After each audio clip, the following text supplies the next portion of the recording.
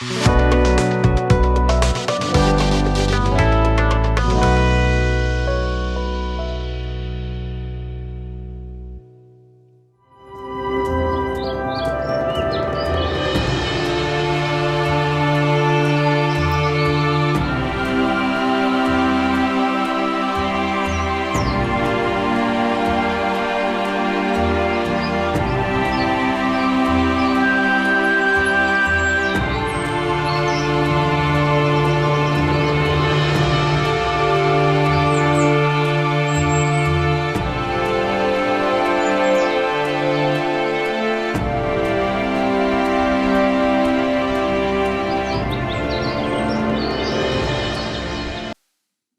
जीशु ख्रीष्ट अति बहुमूल्य नाम संपर्क इंडिया द्वारा प्रस्तुत कार्यक्रम नुआ सकाल आशार आज आपण स्वागत जनाए।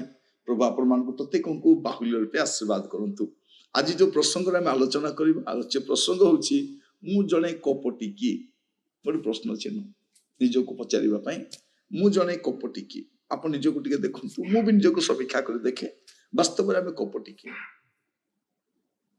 आमर कथबार्ता आमर व्यवहार आमर चालीचलन लोकों सामना गोटे प्रकार लोकों पछरे गोटे प्रकार। माथ्यू तार 7 अध्याय 5 पद रे कपटी आगे अपना आखिरु कड़ी काठ बाहर कर पकाओ ताहापर निज भाईर आखिरु कुटाटिक को बाहर करने निमंते स्पष्ट रूपे देखि पारिबो। कपटी किए निज आखिरे तार कड़ी काठ अच्छी निजर गुड़े भूल अच्छी निज ठारे गुड़े समस्या अच्छी किंतु से अन्य को बचस्ता करुच्ची अन्य को समालोचना करुच्ची अन्य को तर्जमा करुच्ची ता विषय गुड़े कथा कहूँ किंतु समस्या ताठी भी अच्छी या कह जाए कपटी या कह जाए कपटी। अनेक थर आम ए प्रकार कपटाचरण कर आमे प्रार्थना कर लोक को प्रार्थना करने कही था आमे दान दे न था अन्य को दान देवाई कही था आमे अन्य को प्रेम कर न था कि प्रेम करने विषय कही था लिखा जाए आमको अन्यर भूल अन्यर दुर्बलता देखा जाऊँगी किंतु आमर निज दुर्बलता कहीं देखा जाऊनी। आज आम टिके चिंता कर देखु मु कपटी कि मु कपटाचरण करुछि कि मु जहाँ देखा जाऊँ मु सेया ना अन्य कौन अच्छी आम अभिनय करने को शिखी गलुनी आमर अभिनय कर अनेक अनुभूति अच्छी पुराना अनुभूति अच्छी आम एका संगे केते लोक को बोका बन दीचु आम जो पब्लिक रे जाऊँ एमती देखा जाऊँ लोक भावुं साधु लोक कहीं स्टेज रे देखिए कौन से घरे गला बेलू आम व्यवहार गोटे प्रकार किंतु परवर्ती मुहूर्त आम अन्यर दुर्बलतार सत जीवा हो जाऊँ जमी कथार अच्छी 3 तुंडे छेली कुकुर है बोले आम लोक मान एमती अपदस्थ कर तले तलांत कर दो किंतु आम ठारे भी समस्या था एटा को कह जाए कपटी। मु जने कपटी कि निजक पचारतु मोर हस ओरिजिनल हस तो ना भेजाल अन्य मान को खातु आसतु बसतु जातु एत स्टोरी कहूँ सतरे मो हृदय कहे कि बेले बेले किसी लोक को चाह पीयंतु बोली कहूँ हाँ बोली कही दिंतु आम कौन पे कही था आम कर्सी दृष्टि कही था टे कहीदेव आम चाह पीवा चाह पीबे हाँ हाँ बनातु बनातु आम कथा फिटेबा जलखिया करेंगे हाँ जलखिया टे दिंतु करदे तापर जाए भितर आम कामड़ा कामड़ी होता अरे कहवा सागे मुझे कहली सीना मुझे कौन सतरे चाह पीए बोली कहते खाली मुझे पचारूली से कहीदे आम केते मरमरिंग होगी चाह बनई था केते प्रिय भाई भाई मैंने बेले बेले आम जगह को जीवार थी कहारी को डाकी था खाली कथा आम जाऊँ कौन आसब हाँ से आग आसी जाए तापर अरे अरे या कहवा सागे कौन पलि आसला आम जीवन में यहीटा गोटे अभिन्न अंग भरी कपट आम गोटे कपटता सहित बंचु क्या आतिथ्य करवा प्रेम करवा अनुकंपा देखा एगुड़ा केवल गोटे सुपरफिशियल हो जाए ऊपर ठाउरिया जीवनटा गोटे आसी जाए तो पचारि देखो निजक मु जड़े कपटी कि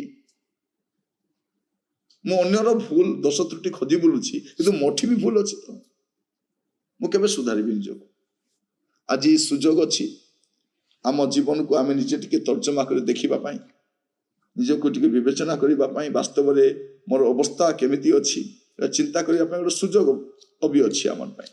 ଦେଖିବେ ରୋମିଓ ପୁସ୍ତକ ତାର 2 ଅଧ୍ୟାୟ ତାର ପ୍ରଥମ ପଦରୁ 5 ପଦ ପର୍ଯ୍ୟନ୍ତ ମୁଁ ପଢୁଛି। ଲେଖାଯାଉଛି, ଅତଏବ ହେ